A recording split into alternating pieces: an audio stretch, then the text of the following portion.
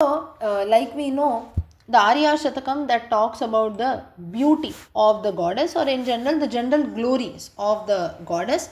Now, the Arya Shatakam in all is the name of the meter, name of the chandas is Arya. That's how a particular tune, right, in which the shlokas are structured. Now, as we look at the meanings, Karana Parachidrupa. Karana Para meaning the goddess herself, or she. Goddess Kamakshi is the divine cause. She herself is the cause or reason for this creation. Kanchipuram, who sits in the Kanchi Kamakoti Peetam in Kanchipuram.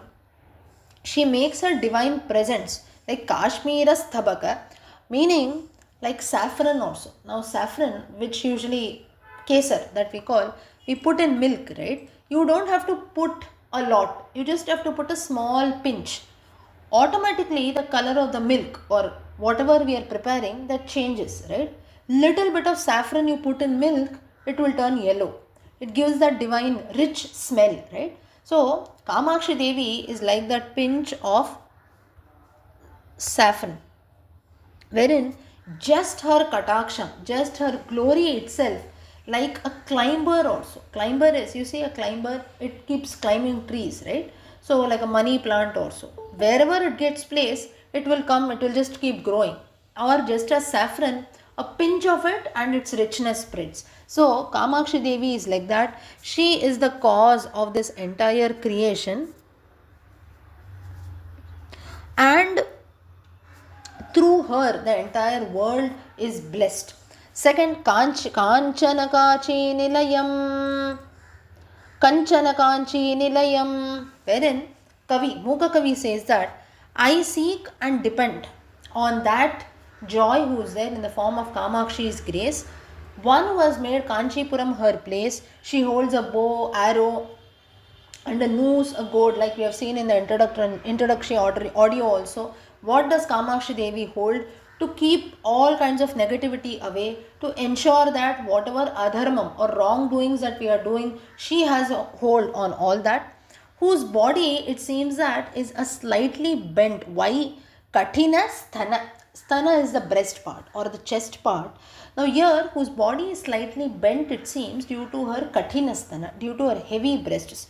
Now, how should we look at this is, the sthanam itself of woman, here we have to look a bit deeper, wherein now sthanam that is there, or the breast part, the chest part of woman, usually wherein you see that is used for giving milk, right, to babies, that is considered. In fact, Bhagavan Krishna also describes about this glory of the chest part of woman, saying that it is that part where a new life, wherein when a small baby is born, you see, why does that baby always pulls the chest, right, of woman, or in fact not only of its mother, any woman or any person that comes in, if you would have clearly observed, that baby always will try to hold the chest part, right? Why so? Because that is that part of the body where for that child it is like life, right? Because for it the milk comes from there.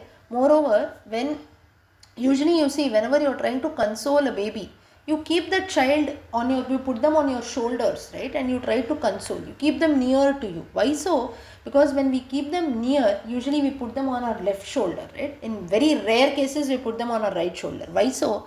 Because that's where the child, it hears the heartbeat of us, it knows that there is some life that is there which is connected, and for me, from there only I get all my nourishment. A very, very deep and beautiful understanding, saying that for women or for mothers, why the sthanam is very, very important is, it is that part of the body where even before that child, even before it is introduced to the world, even before it gets any kind of understanding, it is that part which assures that new life, saying that there is life around you, I am there with you, there is someone to protect you. Very, very beautiful meaning. That's the reason goddess also, she is Jagannatha, right? She is the mother of this entire universe. With her sthanam that is there, with her beautiful body, she ensures that she provides nourishment to the entire world. She is like a protective shield for bhaktas like you and me. A very beautiful description. This is the reason why women are told not to do the Sashtanga Namaskaram. right? Because the front part of our body should not touch the floor that is there. That is considered Devi Swarupam. That's the reason we do not do the Sashtanga Namaskaram. We don't touch our front body on the floor, on Bhumi. So these are all various reasons that are told. Further, shloka number 3. Chintita phala. My mind, Kavi says, by worshipping you also, my mind becomes very cool because I experience a divine joy from that. You are like the Chintamani. Chintamani is like the wish-fulfilling gem. Wish-fulfilling gem, you ensure that all my desires are fulfilled. You live in Kanchipuram, and by one who is always on the right path. Chittam shishirayatu chit sukhadara chiratara sucharita. Sucharita meaning charitam is behavior. By having good behavior or by being a good person, automatically sulabha, I will be able to attain you very easily, O goddess. By doing a bit of bhakti, by always being on the right path, O goddess, I will always be able to get your blessings. Next, Kutilakacham Kathinakucham. The fourth shloka of Arya Shatakam says, she is everything, like a great mountain also, who lives in Kanchipuram, and the qualities, the physical qualities of the goddess are described here. One who has got Kurute Vihritim Kanchya Kundasmita Kanti Kunkumachayam, wherein she is the one who has Kutila Kacham. Kutilam meaning curled hair, curly hair. Kathina Kucham, again very very strong, heavy front body. Then Kundasmita Kanti, she has got white jasmine like teeth, it seems. With that she gives us a very gentle smile. And Kunkumachayam, goddess herself, Kunkumam, Chayam, that is saffron color. The goddess itself, if you see, she is full of Kunkumam, right? Even today also, if you go to Kanchipuram also, the smell of Kunkumam itself is different, right? It gives a very divine smell that is there. So that is nothing but Devi Swarupam. So one, she is everything. She's got lot of beautiful physical qualities. Her physical form is very beautiful. She is everything who lives in Kanchipuram. Fifth shloka, Panchashara Shastra. She is the one who makes Lord Shiva, Kameshwaraha, happy. She was the one who won over even Kameshwaraha, Kamanam Ishwaraha, Kamam, the Bhagavan, the god of love. One who is the Ishwara or the leader of the god of love. One, that is, now we know about the story of Shiva who has brought even Kamadeva down, right? But one who won over this lord who brought Kamadeva down, that is Shiva, that is nothing but our goddess Kamakshi. With her mere kataksham, she teaches us the essence of love that is there, how to shower her grace on bhaktas. She is the one who has got 5 flower arrows. Now what are those 5 flower arrows?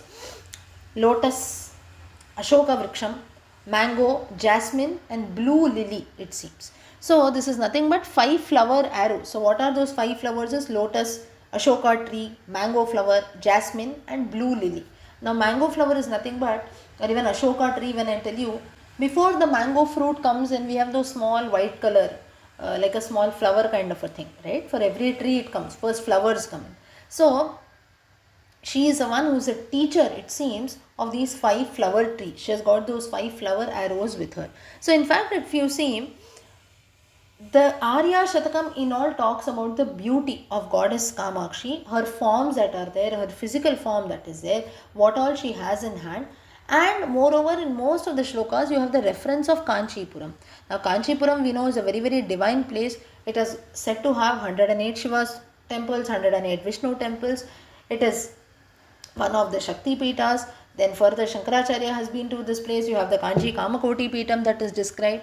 Kanchipuram, the name itself says that Bhuma Devi's Kanchi that is there, the hip ornament that we wear, right? The Kanchi, that is actually called Kanchi. It is said that that passes on through this Kshetram. That's how it gets the name of Kanchipuram. So it actually represents the hip ornament of Bhuma Devi, goddess Satyabhama. Further, it is also said that in this place is a place where Brahma had done the sacrifice also, wherein a story says that Saraswati Devi becomes very angry, it seems, because Brahma has said to marry dear Savitri, another lady. Now Brahma, for the sake of doing various sacrifices also, because It was said that Saraswati used to be always busy, it seems, in so many musical concerts, this and that. She used to never be in Brahmaloka. That's the reason Brahma decides that for doing certain yaga sacrifices also, a dharmapatni is needed. Saraswati Devi is always busy. That's when he comes here and he marries Devi Savitri. And but knowing this, like any woman also, or like any lady or anyone, any human being, as usual, Saraswati Devi gets very, very angry. And she flows through Kanchipuram in the form of a river, very, very fast, that is nothing but Vegavati. It is actually a form of, today it is considered to be one of the parts of river Kaveri only.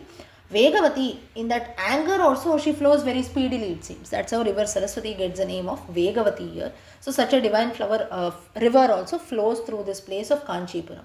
So the place also is holy. You have the divine grace of Kamakshi there. So that's the reason, at least once in a lifetime, one must visit Ayodhya, Mathura, Maya, Kashi, Kanchi, Avantika, Puri, Dwaravati, Chaiva, Saptaita, Mokshadayakaha. So amongst the 7 Mokshapuris also we have Kanchipuram. So definitely one must make a visit to Kanchipuram once in their lifetime. So with this we have seen the meanings of the first 5 shlokas of Arya Shatakam. The next audio is also, let us continue.